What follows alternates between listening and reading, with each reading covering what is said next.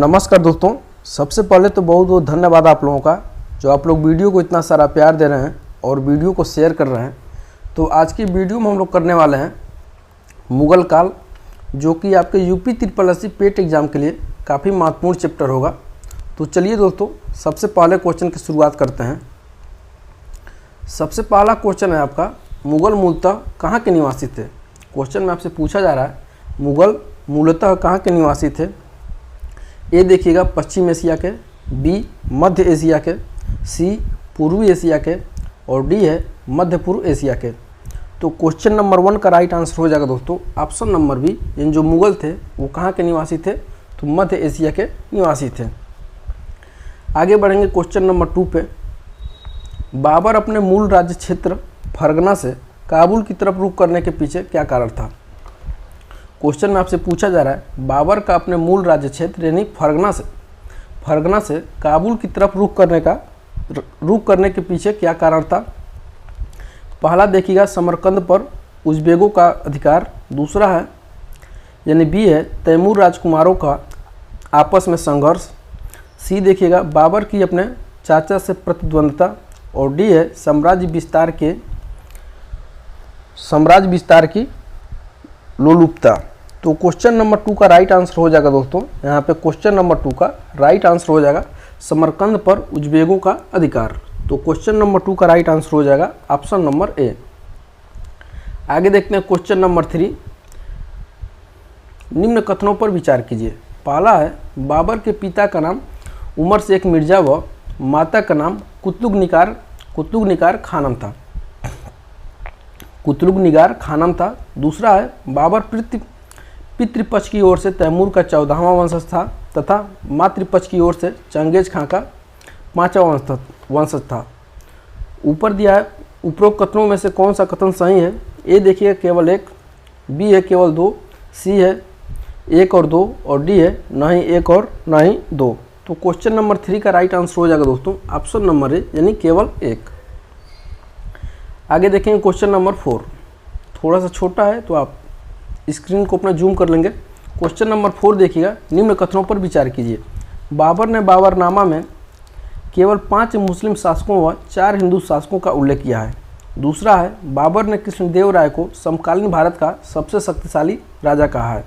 Question में आपसे पूछा जा रहा है उपयुक्त कथनों में से कौन सा कथन सही है।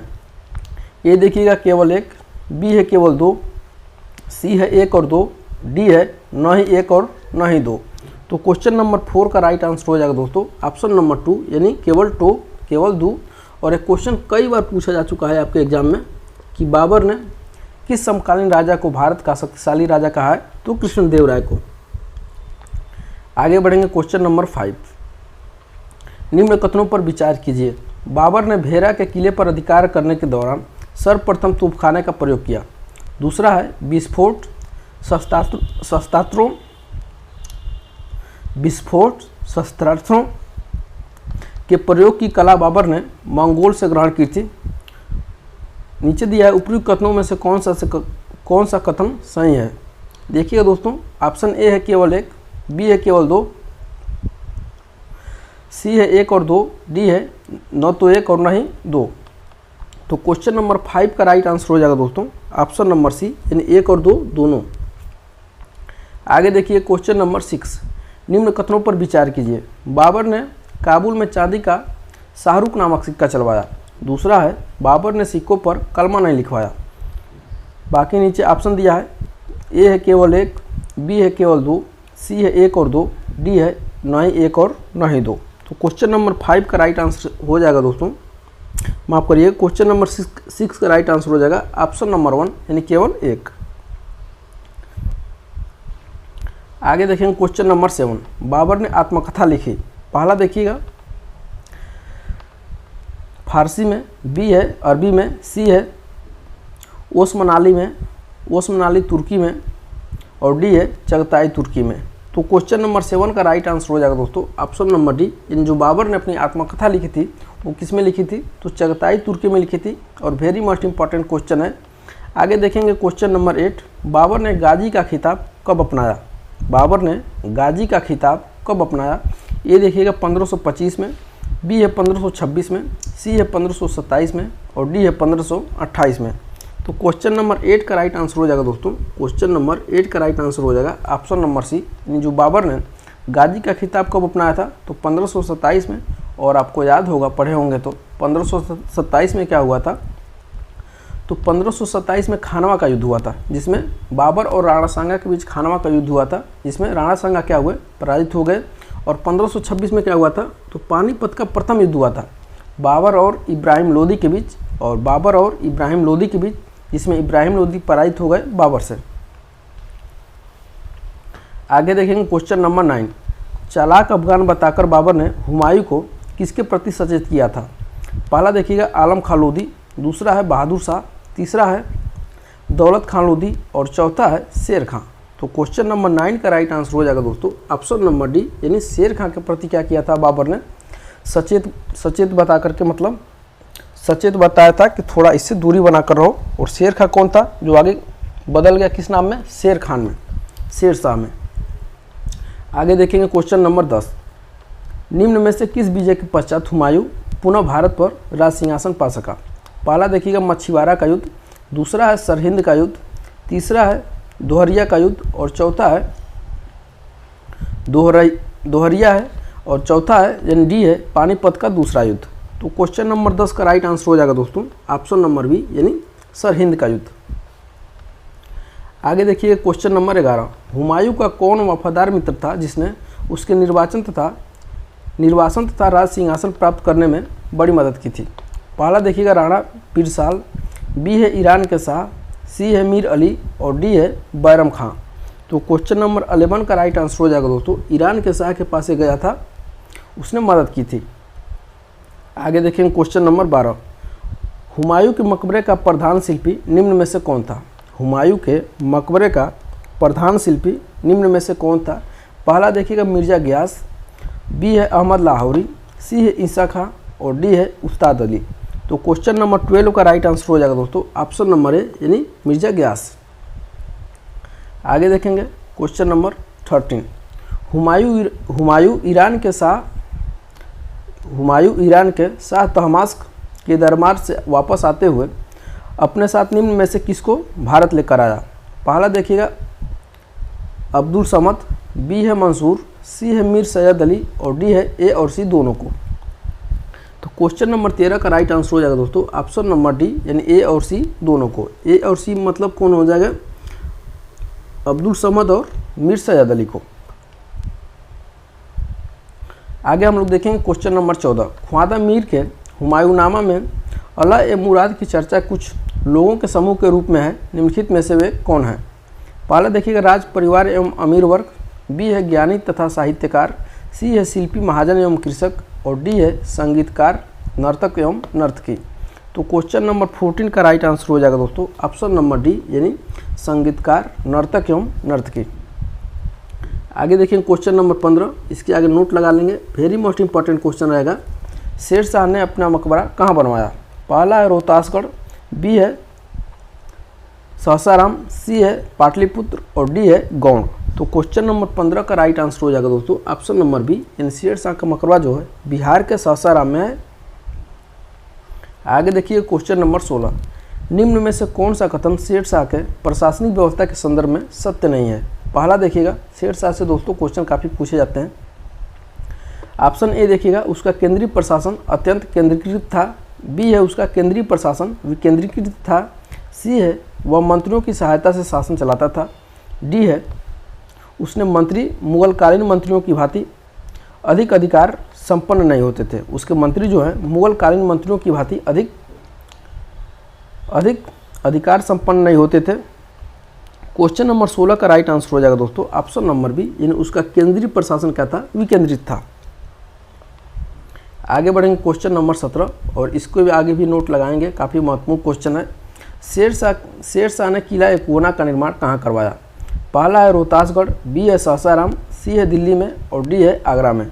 तो क्वेश्चन नंबर 17 का राइट आंसर हो जाएगा दोस्तों ऑप्शन नंबर सी, यानी दिल्ली में शेर शाह ने किला एकवना का निर्माण करवाया था। आगे देखें क्वेश्चन नंबर 18, क्वेश्चन नंबर 18। इनमें से शेरशाह के राजस्व सुधार के लिए क्या सही है? पहला देखिएगा ज़मीन के नाप के आधार पर भू राजस्व का आकलन। दूसरा है नाप की नई इकाई इलाही गज का प्रारंभ करना। तीसरा है उपज के आधार पर जमीन का अच्छा बुरा तथा मध्यम में वर्गीकरण। नीचे दिया है कूट। ए है केवल 2, बी है 2 और 3, सी है 1 और 3 और डी है ये सभी। तो क्वेश्चन नंबर 18 का राइट आंसर हो जाएगा दोस्तों ऑप्शन नंबर सी यानी 1 और 3। आगे देखेंगे क्वेश्चन नंबर 19। शेरशाह द्वारा किए गए सुधारों में सम्मिलित थे। पहला है राजस्व सुधार, दूसरा है प्रशासनिक सुधार, तीसरा है सैनिक सुधार और चौथा है मुद्रा प्रणाली में सुधार। बाकी नीचे दिया है कूट 1 और 2, बी है 1, 2 और 3, सी है 2, 3 और 4 और डी है ये सभी। तो क्वेश्चन नंबर 19 का राइट आंसर हो जाएगा दोस्तों ये सभी, यानी ऑप्शन नंबर डी इसका राइट आंसर होगा। आगे देखेंगे हम लोग क्वेश्चन नंबर 20। शेरशाह की किस कृति को समकालीन स्थापत्य की प्रकाष्ठा तथा मुगल शैली का प्रारंभ माना जाता है? ए देखिएगा शेरशाह का मकबरा, बी है रोहतासगढ़ का किला, सी है ग्रैंड ट्रंक रोड और डी है पुराना किला। तो क्वेश्चन नंबर 20 का राइट आंसर हो जाएगा दोस्तों ऑप्शन नंबर ए यानी शेरशाह का मकबरा। आगे देखिए क्वेश्चन नंबर 21। शेरशाह द्वारा बनवाई गई ग्रैंड ट्रंक रोड किस स्थान से किस स्थान तक जाती है? वेरी मोस्ट इंपॉर्टेंट क्वेश्चन है।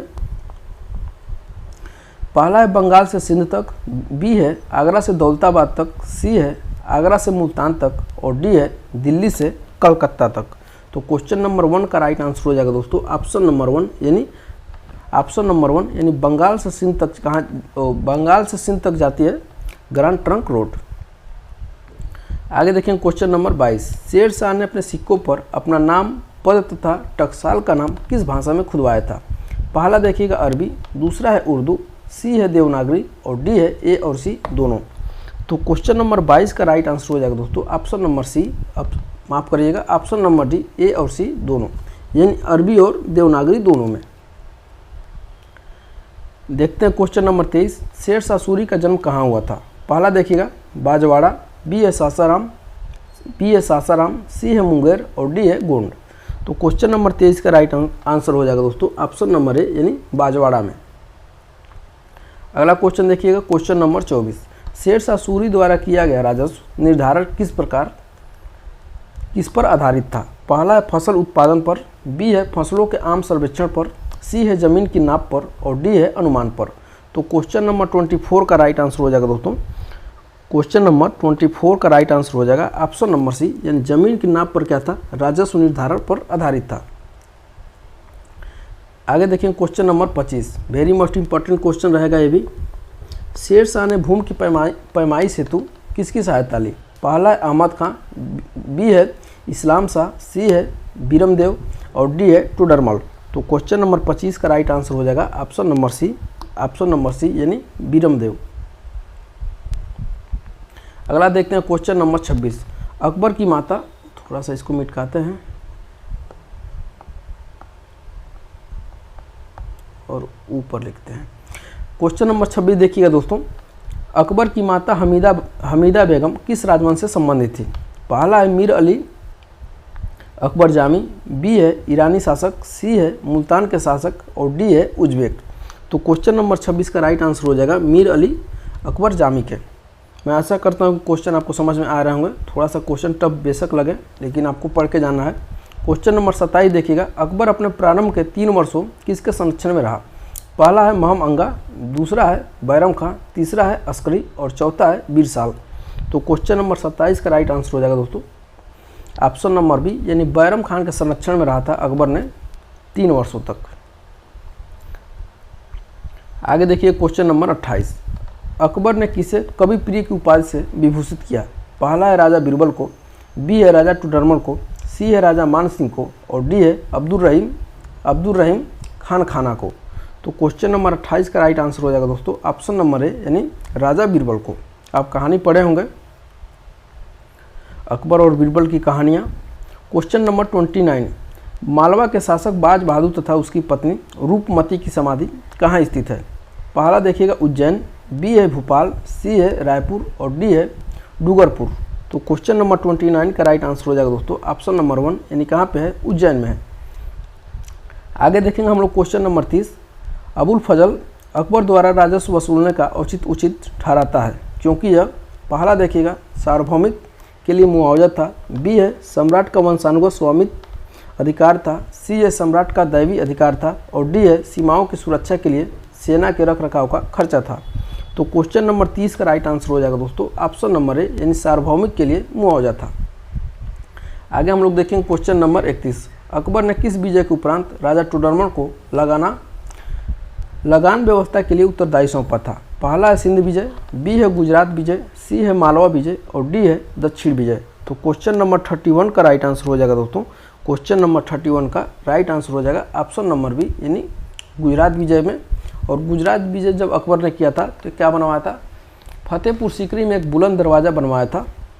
ये भी क्वेश्चन आपसे कई बार पूछा जाता है। आगे हम लोग देखेंगे क्वेश्चन नंबर 32। अब्दुल रहीम को खानखाना की उपाधि अकबर ने कब प्रदान की? पहला है कंधार विजय पर, बी है गुजरात विजय पर, सी है बंगाल विजय पर और डी है कश्मीर विजय पर। तो क्वेश्चन नंबर 32 का राइट आंसर हो जाएगा दोस्तों ऑप्शन नंबर बी यानी गुजरात विजय पे। तो आज का क्वेश्चन यहीं पे समाप्त हुआ 32 क्वेश्चन पे, लेकिन इसके आगे भी हम लोग कंटिन्यू करेंगे और लगभग हम लोग 150 क्वेश्चन तक जाएंगे।